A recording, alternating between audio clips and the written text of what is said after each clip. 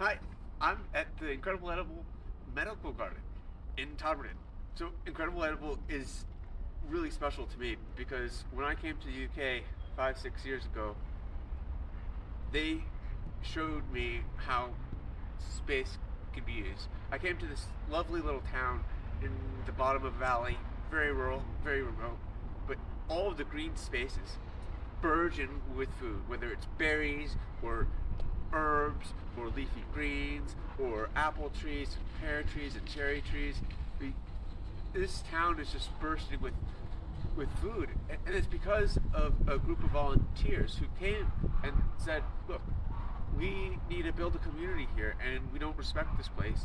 There's parts of our community here that look horrible and neglected, and people act that way. And if we change those places and how they look and how they feel, then we'll change the people who pass through those places and how they look and how they feel and how they act. And they've done that, and they've transformed this small town into a town full of food systems and life, and that's just an incredible use of green space. And I want to help make green space used that way. And while I love volunteer groups and what they do, I lived in New York City for a really long time, and I'm a bit of a capitalist, so I think that there has to be a bit of a business model going on. But like, we pay people to make green spaces just so. Why not pay people to make green spaces visually spectacular and food productive at the same time? So that's one of the things I'm doing with Garden Skips Uprooted. But I'm here because this is the first planter that I donated to a community group, because I wanted to give back to Incredible Edible and how they've inspired me and given me purpose.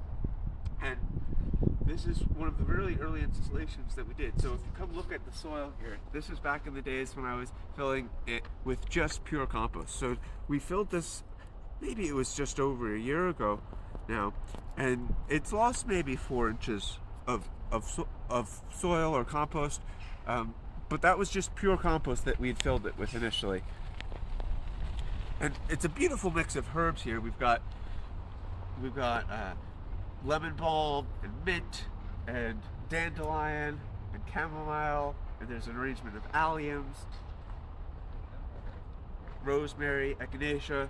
This is a really amazing planter, but I want to top up the soil of it in a way that's going to be a bit more volume stable. And also, there have been some plants that haven't made it. So I've come with just a few plants of my own, mostly mallows, vegetable mallow, musk mallow, plantago, calendula, and there's a little oregano seedling as well. So this oregano, I took a cutting from one of these incredible edible patches years and years and years ago, and I propagated it as cuttings, and now it's a bush in one of my own barrel planters in my garden. And then I took a cutting from that and then rooted it, and that's what this one is. So that's going to go in today.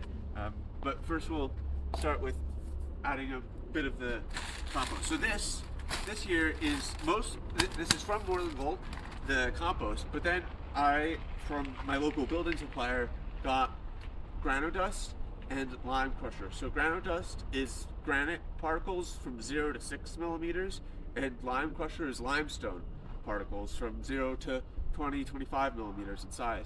And granite dust is very stable, but it does release some nutrients over time. Lime crusher, it is reasonably stable, but it does release nutrients a bit quicker. Moreland Gold has kind of like a slightly acidic tone to it. The lime crusher has a slightly basic tone to it, so they balance out a little bit more. But having that higher mineral content will help keep the volume much more stable over time. Normal soil has quite a high mineral content relative to organic content, whereas compost is mostly organic. So we're just shifting it a little bit more in the direction of a true soil ratio. Yeah, but there's a lot of smaller plants here, so I'm going to do this pretty carefully because I don't want to bury anything. Just do one handful at a time.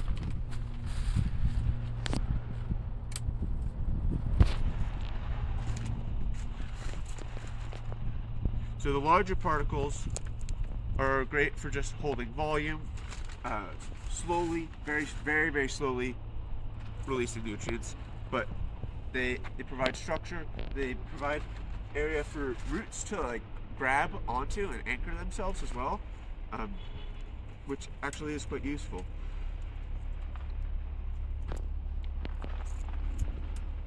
And they also help with percolation. So percolation is how quickly water can pass through the soil. So you want a soil system to have good percolation so that the water enters it and doesn't just run off. And you also want it to have a high water holding capacity as well. These are different things that don't always go hand in hand. So you could have a really myceliated soil that has a really high water holding capacity, but when it's completely dried off, it has almost no percolation capacity. So flash floods in those situations are quite a risk. Similarly with pure clay soils, when those dry out completely, their capacity to let water pass through is massively diminished, and so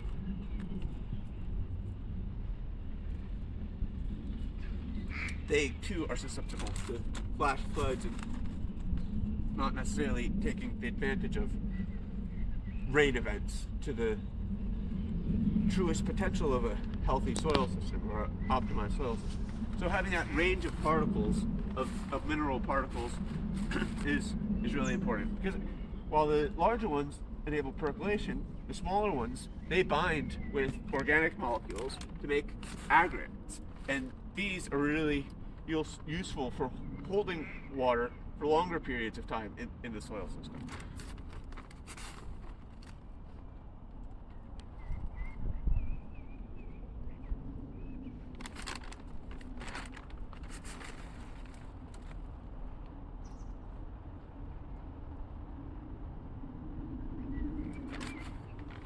I'm being careful to not bury any plants completely here, so I probably won't end up filling this all the way.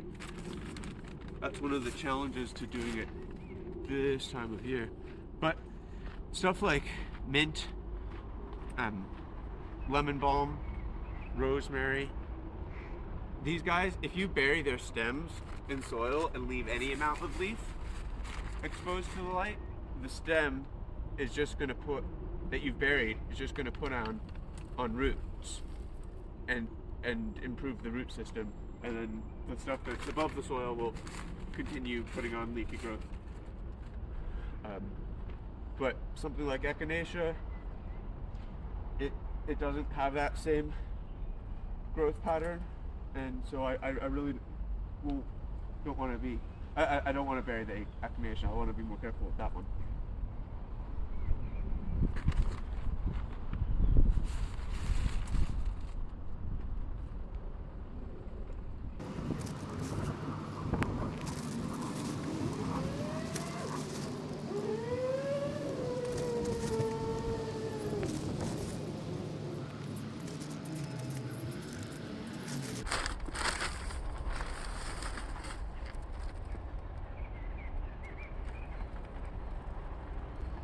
This time here, same thing.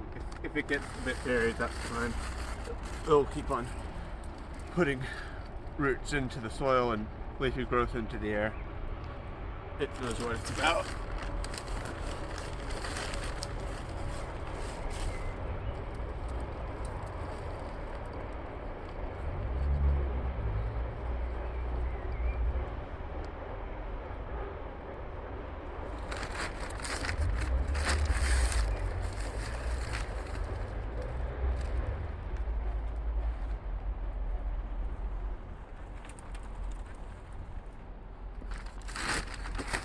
It smells really lovely doing this. The lemon balm and mint.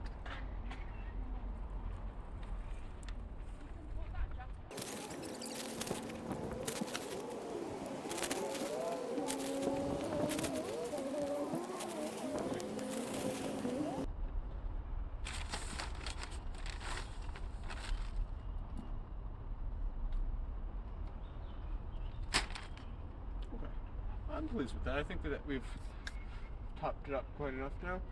If it were the end of the growing season and stuff starting to die back, I might have topped it up a little bit more progressively, or if it were before stuff was starting to come back. But mid-season, I think that's a nice addition. Okay, so now we'll put in some more plants.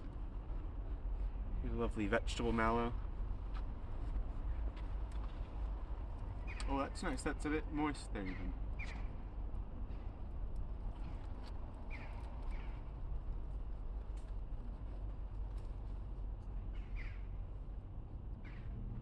Here's that part. No, that I mentioned.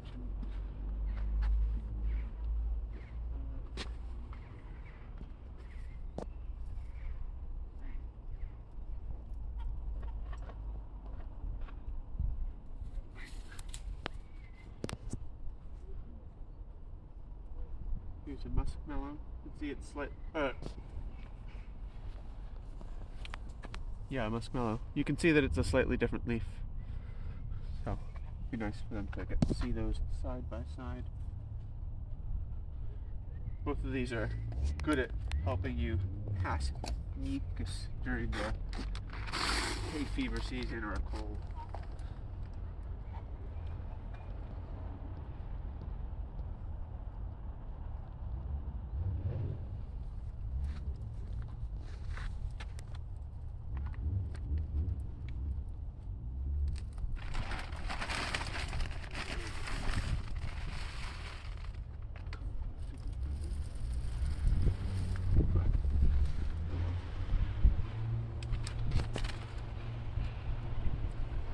Got some calendula. Dinky now, but that's gonna do something. Yeah, that should get quite big and bushy and vibrant.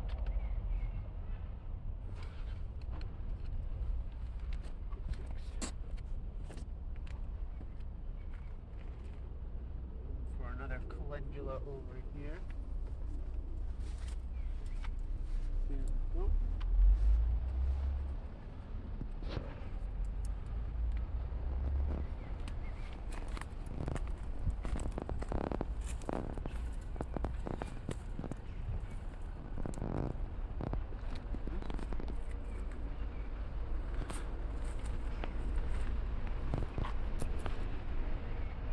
Yeah, so if you were managing this tower and you want to maximize productivity, you could cut it back. You can see that there's regrowth here. So when you cut it back to the port size, like with mint or any other Lamiaceae, sage, rosemary, thyme, you can harvest them pretty heavily and really control kind of the shape form that they're taking. But it's also lovely to just let things go wild and do what they do. It's exciting to see it all at play.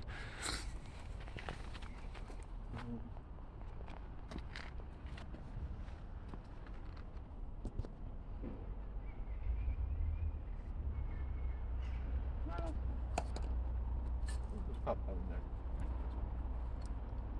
Almost in front of the plant.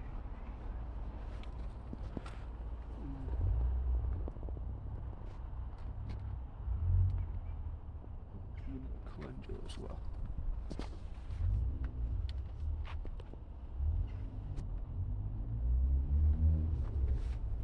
Let's see what happens if we put some calendula in with this chamomile. I think it'll work.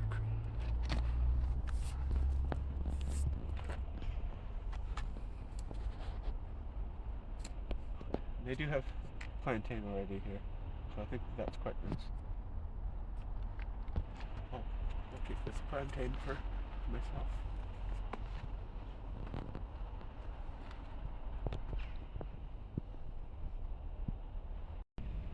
So if you're a community garden and you feel inspired by soil-centric vertical agriculture, I'd love to share one of these planters with you. So please reach out via email, hello@gardenscapes.com.